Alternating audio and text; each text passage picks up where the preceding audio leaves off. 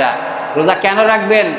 আমার বন্ধুগণ, আল্লাহর নবী জনাব মুহাম্মদুর রাসূলুল্লাহ সাল্লাল্লাহু আলাইহি সাল্লাম তিনি বলেছেন যে এক রাত্রিতে যিনি স্বপ্নে দেখছেন দুইজন ব্যক্তি এসে রাসূল পাক সাল্লাল্লাহু আলাইহি সাল্লামকে দুই বাহু ধরে নিয়ে যাচ্ছেন।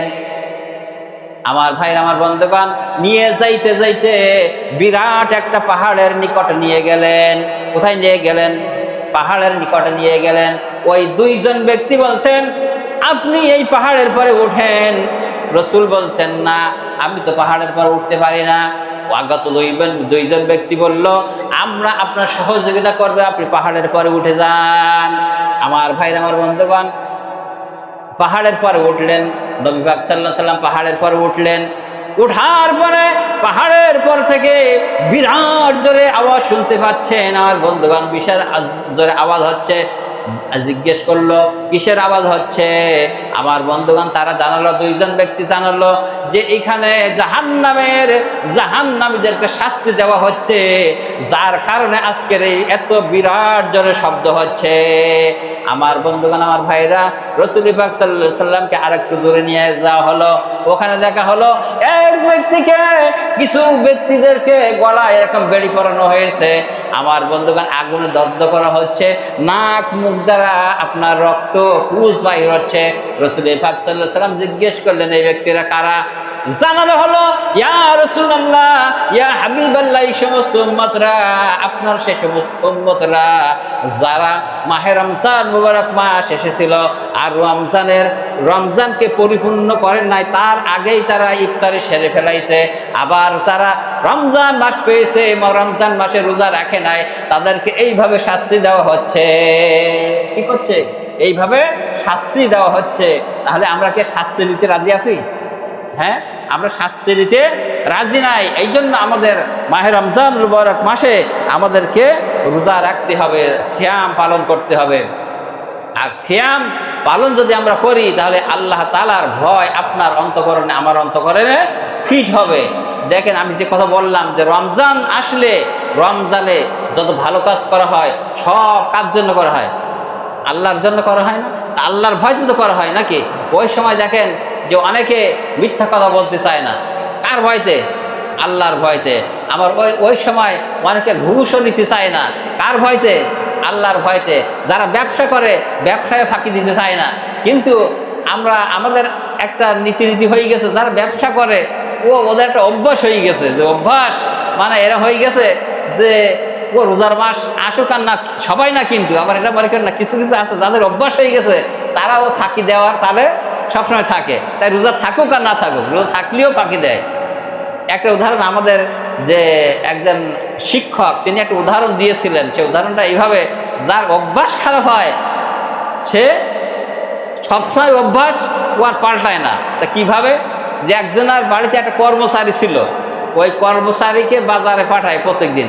তা পাঠানোর পরে মনে করেন 500 টাকা দেয় কি 1000 টাকা দিয়ে পাঠায়, এই জিনিসগুলো কিনে আসবে। ওর থেকে সে 50 টাকা 100 টাকা এরকম রেখে দেয়। এখন রেখে দেওয়ার পরে মালিক মনে করতেছে যে আজকের একদম গুনে মানে দেব, যেন ওর থেকে ফাঁকি না দিতে পারে। তা কিভাবে? একটা চকলেটের দাম কত? 8 আনা না 4 আনা? আগে ছিল কত? 4 আনা। 4 আনা কি 8 আনা? মনে করেন 4 আনা একটা চকলেটের দাম। বলেছে যে 4 আনা দিলাম, একটা চকলেট নিয়ে আসবা। তাহলে 4 আনার দাম যদি চকলেট হয়, তাহলে এর থেকে ফাঁকি দিতে পারবে? ফাঁকি দেওয়ার লাইন নেই। কিন্তু ওই ব্যক্তি চকলেটকে নিয়ে আসছে, আনার পরে মালিকের কাছে দিয়েছে। মালিক বলছে যে আজকে তো 4 আনাই দিলাম, তাহলে 4 আনাই চকলেট হইলো, তাহলে আজকে কি ফাঁকি হয়েছে? তা বললো, না, ফাঁকি ঠিকই হয়েছে। কিভাবে? বললো, আজকে টাকা বাঁচাইতে পারে নাই, কিন্তু আসার সময় চকলেটটা খুলেছে, জিভ দিয়ে চারটি আপনার কাছে নিয়ে দিছি। কিছু লোক আসা না নাই। আমার বন্ধুকার খাস লোক খারাপ, যেগুলো রমজান মাস আসুক আর যাক, তারা খেয়াল করে না। আমার ভাইরা, এই জন্য রমজান মাসে আমাদেরকে তাকওয়া অর্জনের জন্য যে ইবাদত বন্দেগীগুলো, এগুলো করা লাগবে না? লাগবে না? আমার বন্ধুগণ, খালি রোজা রেখে গেলাম। আল্লাহর নবী জনাবে মুহাম্মদুর রাসূলুল্লাহ সাল্লাল্লাহু আলাইহি সাল্লাম বলেছেন, যে ব্যক্তি রোজা রাখলো, রোজা রাখার পরে ফাহেসা কাজ থেকে বিরত থাকতে পারলো না। ভালো করে খেয়াল করেন কিন্তু হাদিসের কথা। আল্লাহর নবী বলেছেন, যে ব্যক্তি রোজা থাকলো, রোজা থাকার পরে যে ব্যক্তি ফাহেশা কাজ ছাড়তে পারলো না, অর্থাৎ মিথ্যা কথা ছাড়তে পারলো না, খারাপ কাজ ছাড়তে পারলো না, ওই ব্যক্তির উপবাস করা ছাড়া আর কিছুই পায় না। কি ওই ব্যক্তি সারাদিন উপবাস করা ছাড়া আর কিছু ফায়দা তার নেই। তাহলে কেন নেই?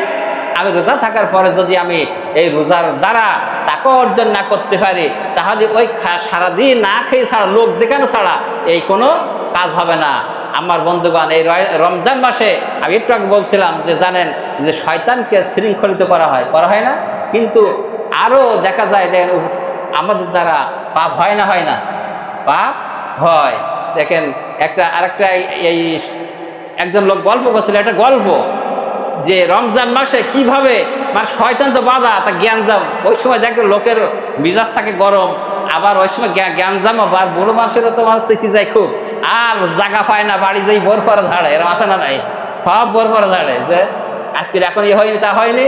একটা গল্প বলছিল যে এইরকম জুমার দিন নামাজ পড়তে গেছে রোজার মাসে, একজন ব্যক্তি চুল কেটে আসছে, কি করেছে, এই নেড়া মাথায় যদি কাপড় বাঁধে তাহলে কি ছাড়ানো যায়? ছাড়ানো যায়। এখন পিছনে যে লোক নেড়া আর সামনের লোক যে নামাজ পড়তেছে, এখন রূপতি গেলি যে নয় একটা লুঙ্গি পরা থাকলে লুঙ্গি একটু উঁচু হয় না ওই গজেকে সেজা রেখে আসে এলে আপনার রুকুতে, তাহলে মাথায় কাপড় লাগিনে আর পা করেছে বাইদি গেছে, উঠি দাঁড়াইছে, দাঁড়ালে কি অবস্থা হয় বলেন? দাঁড়াইছে যখন তখন কি অবস্থা হয়? এখন নামাজ ছেড়ে দিয়ে ওই মসজিদের মধ্যে মারামারি, এটা গল্প, মানে আমার সঙ্গে শুনছিলাম যে গল্প, আর নামাজ ছেড়ে দিয়ে মসজিদের মধ্যে মারামারি। তাহলে শয়তান তো বন্দি, তাহলে এগুলো হয় কি করে বলেন? শয়তান তো বন্দি। একটু আগেই আমি উদাহরণটা দিলাম এইভাবে যে আপনারা যে একটা অস্ত্র নিয়ে যাবেন কামারের কাছে, ওই কামার যখন ওইটা আগুনের ভিতরে দেবে, বাহির করবে, তখন এই লোহাটা কি টুকটুকি লাল হয়ে যাবে না? আর ওইটা কি হাত দিতে পারবে না। ওইটা যখন আপনি রেখে দেবেন, রেখে দেওয়ার পরে কি 10 মিনিট পরে হাত দেওয়া যাবে? 1 ঘন্টা প্রায় মনে হয় 1 বেলা লাগবে ওইটা। কিন্তু আমরা 12টা মাস ব্যাটারি চার্জ দিয়ে যা রেখে দিচ্ছি, রোজার মাসে অর্ধেক সময় যায় ওইটা ঠান্ডা হয়েছে, তার মধ্যে যে আপনার উদ্দেশ্য হাসিল করবো রমজান মাস, তার মধ্যে রোজার মাস শেষ। ঠিক আছে না? এই জন্য আসুন আজকে জুমা থেকে আমরা শিক্ষা নেব। রমজান মাস আসতেছে, আমরা নিয়ত করব যে একটা আমার পরিবারে যাদের পর রোজা ফরজ হয়েছে শরিয়াতের ওজর ছাড়া, তারা প্রত্যেকেই আমরা যেন রোজা রাখার জন্য চেষ্টা করব। আল্লাহ পাক আমাদের সকলকে তৌফিক দান করেন, আমিন। ওয়া আখিরু দাওয়ানা আলহামদুলিল্লাহ। আসসালামু আলাইকুম ওয়া রাহমাতুল্লাহ। আমরা সুন্নাত পড়ে নিই সবাই।